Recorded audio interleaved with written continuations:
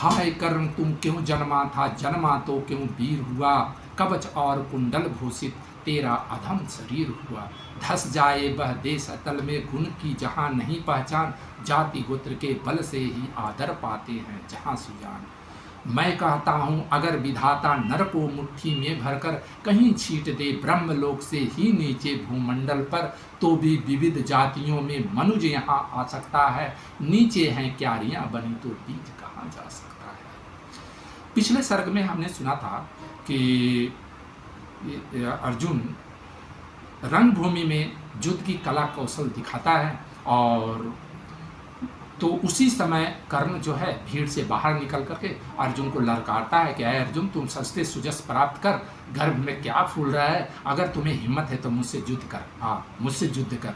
यह ललकार सुनकर द्रोणाचार्य को लगता है कि कहीं ये वीर युवक ये अर्जुन से दुनिया का सब श्रेष्ठ धनुर्धर होने का कीर्ति न छीन ले, इसलिए एक चाल चलते हैं और वे कहते हैं कि अगर तुम्हें अर्जुन से युद्ध करना है तो अपना जाति गोत्र बताओ, और सबसे पहले तुम्हें तो एक राज्य हासिल करना चाहिए।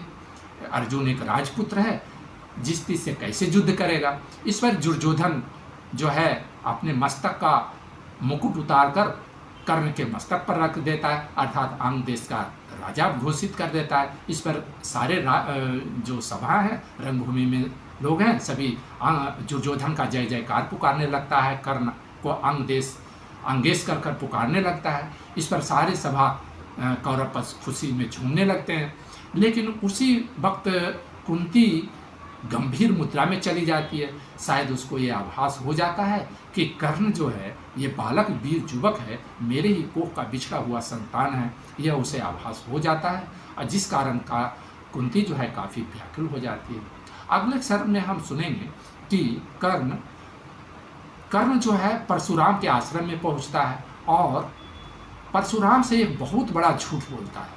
वह झूठ ये बोलता है परशुराम जो है सिर्फ ब्राह्मणों को ही शिक्षा देते थे, कर्ण पुत्र के नाम से जाता था, लेकिन कर्ण को शिक्षा हासिल करना था, ज्ञान हासिल करना था, इसलिए उन्होंने परशुराम से झूठ बोला। यह जो सर्ग है परशुराम और कर्ण के इसी दृश्य का इसमें वर्णन किया गया है। बड़ा ही मार्मिक चित्र का वर्णन रामधारी सिद्धकर ने इस सर्ग में किया है। आइए सुनते हैं इस सर्ग। शीतल बिरल एक कानन शोभित अधितिका के ऊपर, कहीं उतस पर सवन चमकते झरते, कहीं शुभ्र निर्झर। जहाँ भूमि समतल सुंदर है नहीं दिखते हैं पाहन, हरियाली के बीच खड़ा है विस्तृत एक उटज पावन।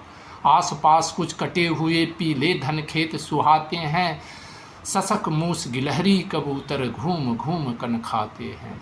कुछ तंद्रिल अलसित बैठे हैं, कुछ करते शिशु काले हन, कुछ खाते साकल्य दिखते बड़े तुष्ट सारे गोधन। हवन अग्नि बुझ चुकी गंध से वायु अभी मदमाती है, भीनी भीनी महक प्राण में मादकता पहुँचाती है। धूप धूम चर्चित लगते हैं तरु के श्याम छदन, कैसे छपक रहे हो शिशु के अलसित कजरारे लोचन जैसे। बैठे हुए सुखद आतप में मिग्र रोमंथन करते हैं, बन के जीव विवर से बाहर हो विश्रब्द विचरते हैं। सूख रहे चीवर रसाल को नन्ही झुकी टहनियों पर, नीचे बिखरे हुए पड़े हैं इंगुद से चिकने पत्थर। अजित दर्भ पालास कमंडलू, एक ओर तप के साधल, एक ओर हैं टंगे धनुष तुनीर तीर बरछे भीषण। चमक रहा तृणकुटी द्वार पर एक परशु आभाशाली, लव दंड पर जड़ित पड़ा हो मानो अर्ध अंशु माली। श्रद्धा बढ़ी अजिन दर्भ पर परशु देख मन डरता है, युद्ध शिविर या तपोभूमि यह समझ नहीं कुछ पड़ता है। हवन कुंड जिसका यह उसके ही कैसे है, धनुष कुठार जिस मुनि की यह श्रुवा उसी की कैसे हो सकती तलवार। आई है वीरता तपोवन में क्या पुण्य कमाने को, या संन्यास साधना में है दैहिक शक्ति जगाने को। मन ने तन का सिद्ध मंत्र अथवा शस्त्रों में पाया है, या कि वीर कोई योगी से युक्ति सीखने आया है। परशु और तप ये दोनों वीरों के ही होते श्रृंगार, क्लीब न तो तप ही करता है न तो उठा सकता तलवार। तब से मनुज दिव्य बनता है, षड विकार से लड़ता है, तन की समर भूमि में लेकिन काम खड़ग ही करता है।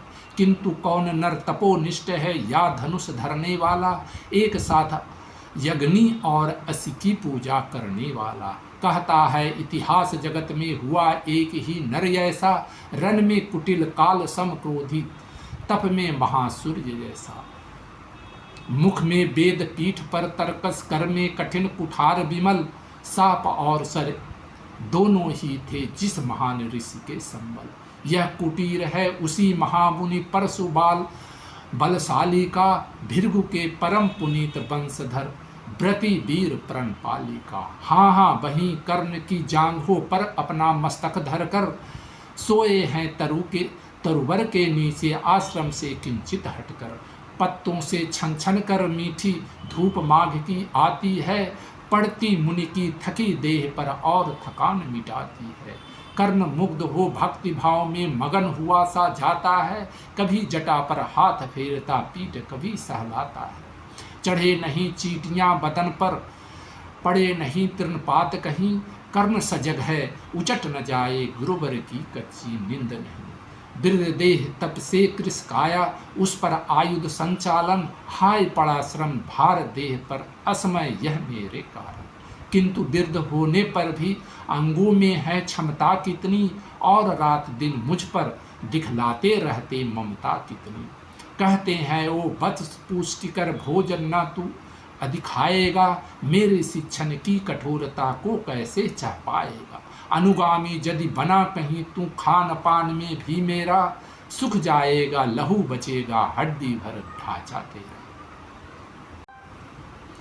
जरा सोच कितनी कठोरता से मैं तुझे चलाता हूँ, और कहीं तो एक पाँव दिन भर में रक्त जलाता हूँ। इसकी पूर्ति कहाँ से होगी बना अगर तू सन्यासी, इस प्रकार तो चबा जाएगी तुझे भूख सत्यानाशी। पत्थर सी हो मांसपेशियां लोहे से भुजदंड अभय, नस नस में हो लहर आग की तभी जवानी पाती जय। विप्र हुआ तो क्या रखेगा रोक अभी से खाने पर, कर लेना घनघोर तपस्या बैस तुर्थ के आने पर। ब्राह्मण का है धर्म त्याग पर क्या बालक भी त्यागी हो, जन्म साथ शिलोवृत्ति के ही क्या बे अनुरागी हो। क्या विचित्र रचना समाज की गिरा ज्ञान ब्राह्मण घर में, मोती बरसा वैश्य वेश्म में पड़ा खडग क्षत्रिय कर्मी। खडग बड़ा उद्धित होता है, उद्धित होते हैं राजे, इसीलिए तो सदा बजाते रहते बेरन के बाजे। और करे ज्ञानी ब्राह्मण क्या असित विहीन मन डरता है, राजा देता मान भूप का वह भी अनादर करता है। सुनता कौन यहाँ ब्राह्मण की, करते सब अपने मन की, डुबो रही सोनित में भूपों की लिप्सारन की। और रन भी किस लिए नहीं जग से दुख दैन्य भगाने को, पर शोषक पथ भ्रांत मनुज को नहीं धर्म पर लाने को। रन केवल इसलिए कि राजे और सुखी हो, मनमानी हो, और प्रजाएं मिले उन्हें वे और अधिक अभिमानी हो। रन केवल इसलिए कि वे कल्पित अभाव से छूट सकें, बढ़े राज्य की सीमा जिससे अधिक जनों को लूट सके। रन केवल इसलिए कि सत्ता बढ़े नहीं पत्ता डोले, भूपों के विपरीत न कोई कहीं कभी कुछ भी बोले। ज्यों ज्यों मिलती विजय नरपति का बढ़ता जाता है, और जोर से वह समाज से सिर पर चढ़ता जाता है। अब तो है यह दशा कि जो कुछ है वह राजा का बल है, ब्राह्मण खड़ा सामने केवल लिए शंख गंगा जल है। कहाँ तेज ब्राह्मण में अविवेकी राजा को रोक सके, धरे कुपथ पर तभी जभी पाँव वह तत्क्षण उसको रोक सके। और कहे भी तो ब्राह्मण की बात कौन सुन पाता है, या यहाँ रोज राजा ब्राह्मण की अपमानित करवाता है। चलती नहीं यहाँ पंडित की, चलती नहीं तपस्वी की, जय पुकारती प्रजा रात दिन राजा जय यशवी की। सिर था जो सारे समाज का वही अनादर पाता है, जो भी खिलता फूल भुजा के ऊपर चढ़ता जाता है।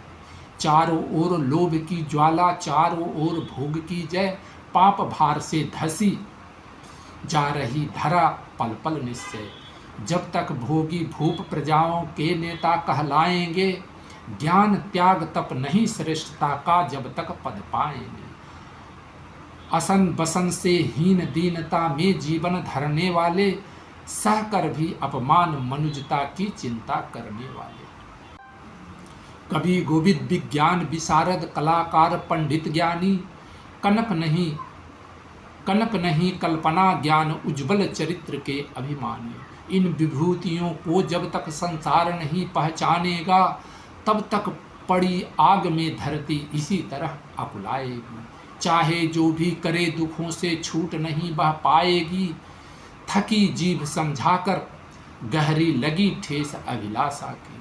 भूप समझता नहीं और कुछ छोड़ खड़क की भाषा को, रोक ठोक से नहीं सुनेगा निरप समाज अविचारी है।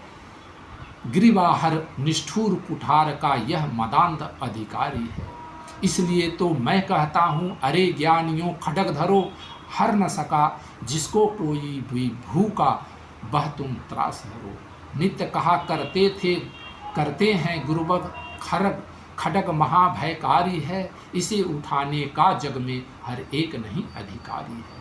वही उठा सकता है इसको जो कठोर हो कोमल भी, जिसमें हो धीरता वीरता और तपस्या का बल भी। वीर वही है जो कि शत्रु पर जब भी खड्ग उठाता है, मानवता के महागुणों की सत्ता भूल न जाता है। सीमित जो रख सके खड्ग को, पास उसी को आने दो। विप्र जाति के सिवा किसी को मत तलवार उठाने दो।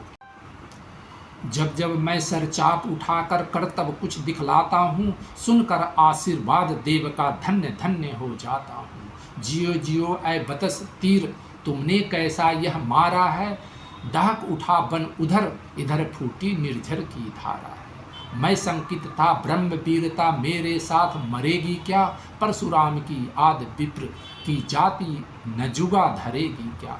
पाकर तुम्हें किंतु इस वन में मेरा हृदय हुआ शीतल, तुम अवश्य ढोओगे उसको मुझ में है जो तेज अनव। जियो जियो ब्रह्मन कुमार, तुम अक्षय कीर्ति कमाओगे। एक बार तुम भी धरती को निःक्षत्रिय कर जाओगे। निश्चय तुम ब्रह्मन कुमार हो, कवच और कुंडलधारी। तप कर सकते और पिता माता कितने इसके भारी। किंतु हाय ब्रह्मन कुमार, सुन प्राण कांपने लगते हैं। मन उठता धिक्कार, हृदय में भाव ग्लानि के जगते हैं। गुरु का प्रेम किसी को भी क्या ऐसे कभी खला होगा, और शिष्य ने कभी किसी गुरु को इस तरह छला होगा। पर मेरा क्या दोष, हाय मैं और दूसरा क्या करता। पी सारा अपमान द्रोण के, मैं कैसे पैरों पड़ता। और पांव पड़ने से भी क्या गूढ़ ज्ञान सिखलाते वे। एक लब्ध सा नहीं अंगूठा, क्या मेरा कटवाते वे। आज के लिए इतना ही दोस्तों। नेक्स्ट अगला भाग 2 में सुनेंगे। नमस्कार।